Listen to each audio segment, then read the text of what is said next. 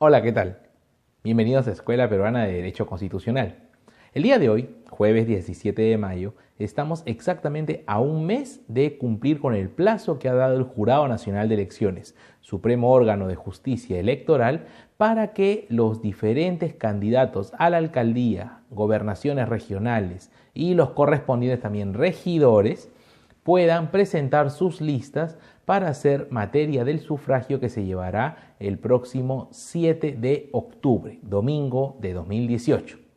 En este sentido queremos conversar y a partir de esta edición, al menos una vez al mes, dedicaremos a comentar respecto de algunos problemas que nuestro país vive, sobre todo nuestras principales provincias y metrópolis, y donde el gobierno local y el gobierno regional tienen incidencia. Esto a efectos y la primera mecánica de lo que buscamos radica en emplazar a los candidatos que seguro van a estar yendo por calles, avenidas, plazas, tocando puertas, para que nos expliquen cómo piensan solucionar los principales problemas que aquejan a nuestras zonas. Obviamente que la realidad no es igual en la costa, en la sierra y en la montaña, ni el distrito del campo, ni tampoco la provincia que es más urbana. Pero de alguna forma u otra tenemos que saber qué es lo que dice la norma que regula a los gobiernos regionales y municipales.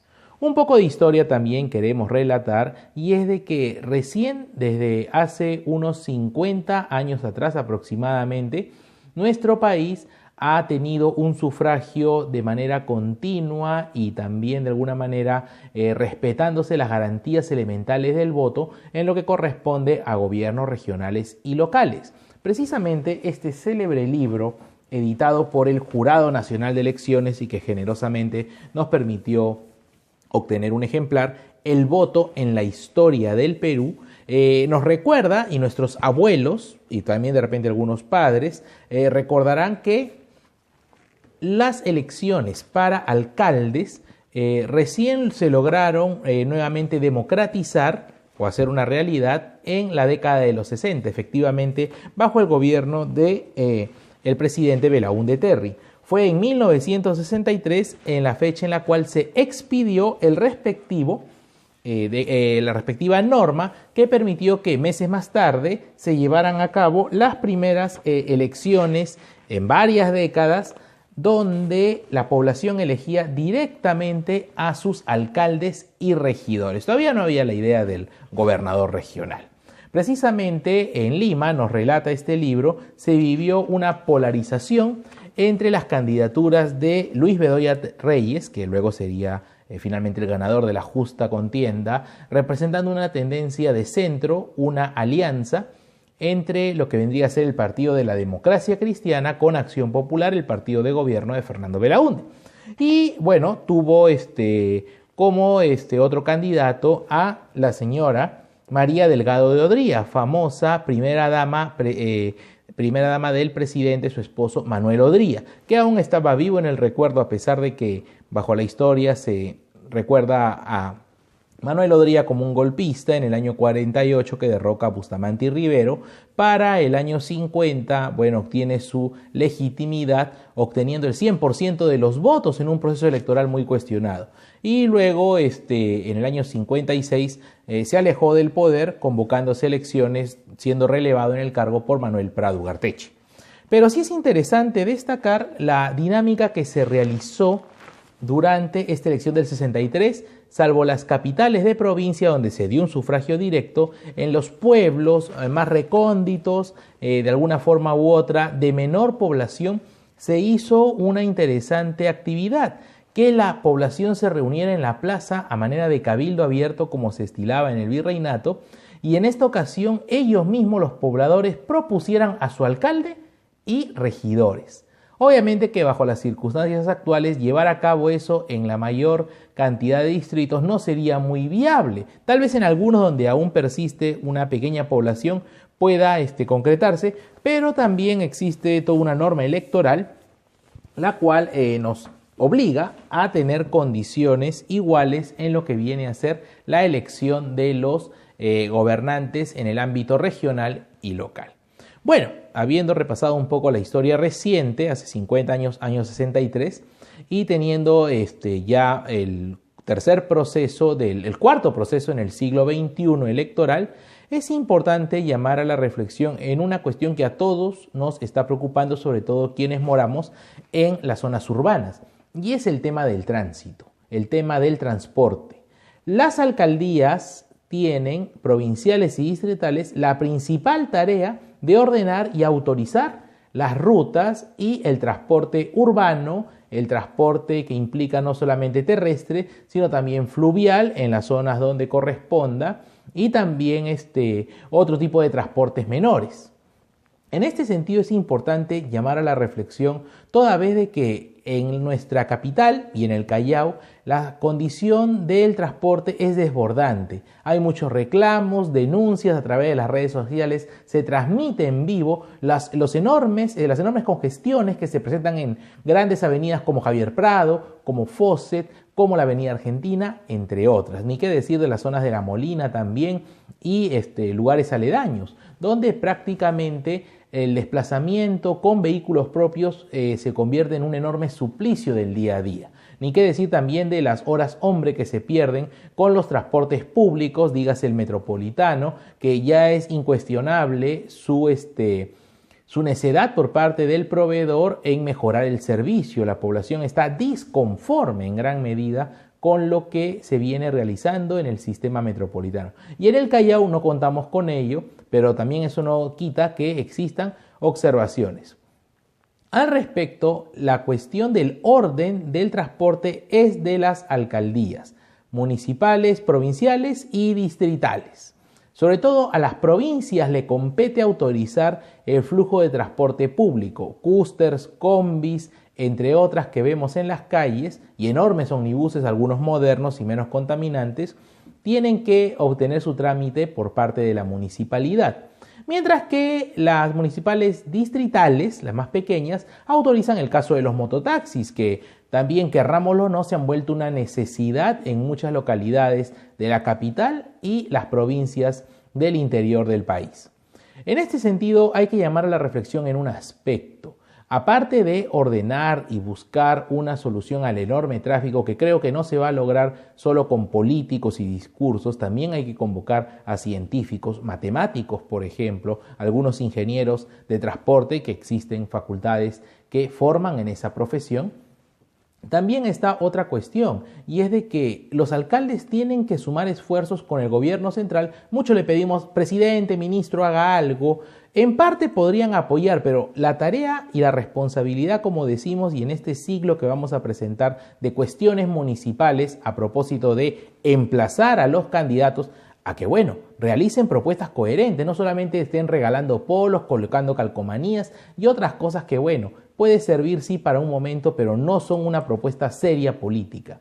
Y es, por un lado, sí, ordenar las rutas, exigir renovar el parque automotor. Ya en el Callao no es viable, como vecino que soy, el tener combis en muchas de las grandes avenidas. Estas tienen que ser reemplazadas prontamente por vehículos un poco más grandes como las cústers y también, ¿por qué no?, la propuesta de omnibuses. Por otro lado está la fiscalización al transporte. Es terrible de que muchas rutas sean dominadas por el transporte pirata, donde no te dan boleto, es decir, ante un accidente no habría coberturas de seguros que exige la ley, no cuentan con los implementos de seguridad respectivos, probablemente no sepamos si es que el chofer, y en realidad probablemente más bien no tenga un brevete debidamente autorizado, válido. El diario El Comercio hace poco ha ido publicando diversas notas sobre la situación del transporte a nivel nacional, lo que también nos ha permitido un poco entrar a tallar desde la perspectiva jurídica. Mientras que mostraban en sus informes grandes papeletas no pagadas por un solo transportista o por una sola empresa, nosotros vamos a tratar de explicar también que es obligación de los alcaldes, porque a veces el elector no está informado y dice, no, de repente el alcalde no resuelve el tránsito, eso es Vizcarra y su ministro, como coloquialmente se puede señalar, y no. Eso es responsabilidad del alcalde y tienen que ofrecernos soluciones. Los alcaldes provinciales en las distintas localidades de nuestro país, más de 170 provincias, tienen que tener un plan de gobierno coherente que ayuden a solucionar los problemas. Y no estén pensando quien cree que entrar a una municipalidad, y hay malos ejemplos que lo corroboran, es tener una oportunidad de riqueza personal, pues eso tiene que cambiar y eso solo se va a lograr con electores que sepan votar responsablemente. Y el otro aspecto también muy importante, y ahí sí puede entrar a tallar, es que la precariedad del transporte ya es muy frecuente que uno suba a un micro, a una cúster, y no encuentre boletero. El conductor realiza también la labor de cobrador. Algunos dirán, claro, el corredor azul es un caso de ellos, ¿no? Sí, pero dentro de todo es una ruta, o en este caso específico de los llamados corredores, donde, según se sabe, tienen una empresa formal constituida y lo más importante que los trabajadores cuentan con todos sus derechos, es decir, no laboran más allá de las horas sugeridas para alguien que se desempeña como conductor de transporte, tienen sus seguros, tienen sus beneficios sociales, lo cual en realidad debemos denunciar. En el caso del transporte pirata, lo que tenemos no son trabajadores, tenemos microempresarios. El dueño de su combi sale todos los días, no le importa pasar tal vez por revisiones técnicas porque no está sujeto a fiscalización.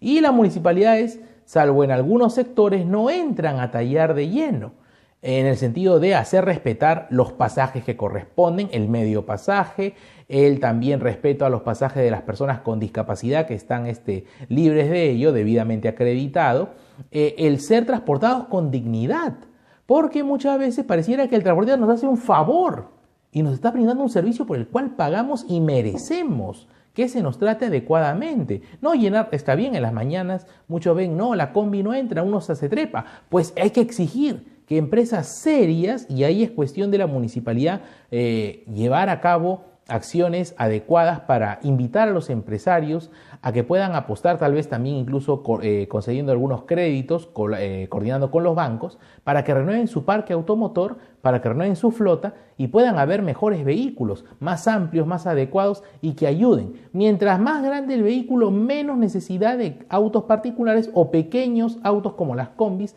que aglomeran la pista y nos complican. Y para ello, volviendo al asunto de los derechos, porque desgraciadamente los transportistas que no tienen las formalidades como la autorización y ello, terminan precarizando su propia condición, no solamente la de sus pasajeros.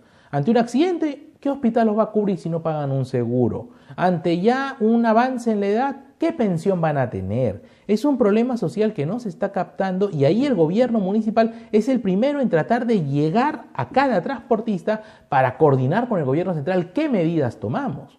Alguna vez hemos pensado en por qué no crear un hospital para transportistas, porque ellos también padecen de enfermedades propias de su ocupación. ¿Quién los trata? Podríamos esperar a que también el seguro con sus especialidades los atiendan, pero muchas veces no es factible por la gran cantidad de demanda que tiene, y es también un aspecto, si hay millones que se han denunciado producto de la corrupción que acaban en cuentas de los propios alcaldes y autoridades, eso demuestra que no es que no haya dinero, lo hay, está mal distribuido, incluso mucho de esto se desaparece por los delitos de corrupción, entre otras modalidades en las que incurren. Se puede impulsar para el bienestar del transportista, para que hayan empresas adecuadas que respeten sus derechos. No decimos que la municipalidad les regale el seguro o les regale la atención médica, que formalice para que se pueda exigir la tributación y con la tributación financiar el funcionamiento también de servicios complementarios para esta actividad tan necesaria. Entonces, dicho esto, invitamos a nuestros seguidores a que fiscalicen, ahora que los candidatos andan muy de moda en el Facebook poniendo sus fotos, videos, repartiendo desayunos, regalando una cocina, porque ahorita todavía no son candidatos, en un mes ya lo serán, no les impide la ley según hemos podido apreciar de los argumentos. Bueno, ya, muy bonito el tupper, muy bonita la pelota, pero ¿qué va a hacer con el transporte? Medidas, ideas, y si no tiene ninguna noción de que debería incluso su gestión resolver el transporte, pues también manifestarlo públicamente, esta persona es incompetente, no tiene ni la menor noción de qué va a llegar a ser en el sillón municipal, no votemos por él, no tengamos miedo de denunciar a los incompetentes. Merecemos buenos gobernantes si es que somos buenos electores. Nos vemos la próxima semana. Cuídense.